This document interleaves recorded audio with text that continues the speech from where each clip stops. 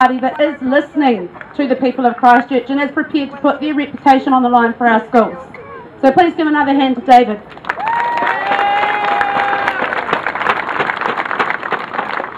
As you'll all be aware, it's not only our schools and their parents and children that will be impacted, but these proposed closures and mergers will have a direct effect on our early childhood community too. They've been largely ignored by the education plan on the future of education in Canterbury, and they were the last to hear of any proposals, long after the announcements were made public by the media. And in many cases, their strong relationships and their locality with schools will be severely compromised by the proposed changes. So it's with great pleasure that I welcome Rachel Hoskins, who is a local ECE supervising teacher and a strong advocate for Māori and Pacifica early childhood education in this region. Kia ora koutou. You know you're from Christchurch when your 3-year-old can correctly pronounce liquefaction.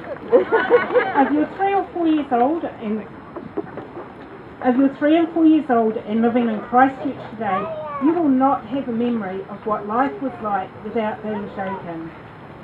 For Christchurch's youngest citizens, early childhood education centres are an essential part of creating the new normal, a safe, stable and supportive environment when everything else can shake. Something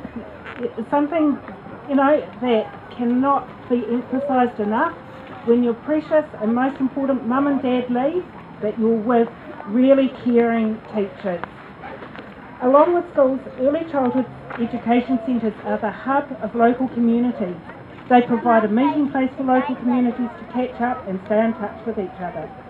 ECE centres also help keep local communities thriving and families going.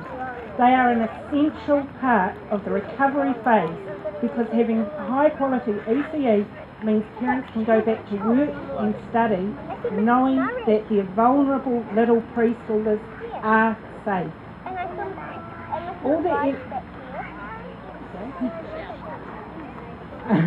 All the evidence says high quality ECE means children get the best start in life. It's the building block for success at school and good social and economic outcomes in adult life. ECE supports the primary and secondary sector in this protest because we are concerned. I am concerned about what the government's agenda may be. I am concerned that the state sector is being prepared for a funding system similar to the ECE system. I am concerned that the gaps in the education sector in Christchurch that these mergers are going to create leave room for charter schools that will be run as we in ECE are being expected to run education in the preschool years as a business model. ECE services were hit early and hit hard by the earthquakes because they came on top of the government cuts to ECE funding in May 2010 budget.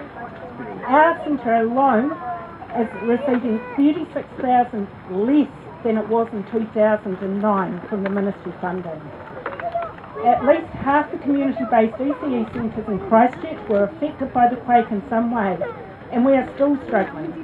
The government refused calls by NZEI and parents to reinstate full funding for ECE services or to provide a special package to keep services open after the quake. We applied for grant after grant to fund after fund, and I quote from the Business Recovery Fund correspondence to me. Under the terms of our agreement, we are only funded to support commercial enterprises, e.g. registered companies, and not charitable organisations like community early childhood centres are. We are told that we have difficult business decisions to make. We are told to reduce our number of registered teachers. We are told to increase our fees, work to an economy of scale, change the preschools are more cost effective, increase our licence number for classroom sizes. 75 under 2s. Does that sound familiar? Does that sound like charter schools? When did children stop being students and become financial stock units? Our ECE centres are not warehouses to hold children to allow parents to go back to work based in the most central location. Economy of scale is not education. Neither are these mergers. The adults of tomorrow are formed in their care of today. The carer in your rest time, who chooses whether they will warm your flannel or do your bed bath with icy water. The future policy makers who decide whether or not old people over the age of retirement are cost effective or not are in the preschool now. The quality of what we do today will impact on you. Not surprisingly then, ECE participation, particularly among Māori and Pacifica children, has dropped significantly.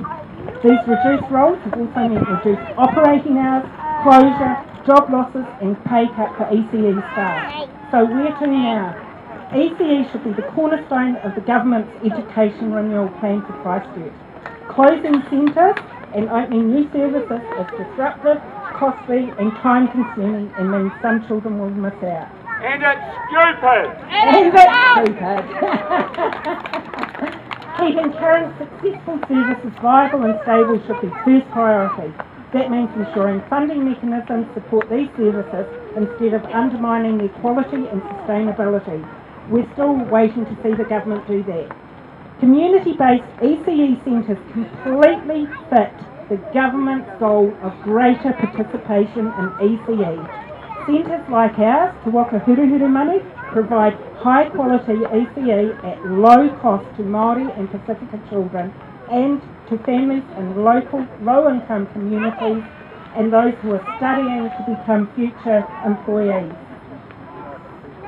Please help support us and support your schools in their fight. Thank you.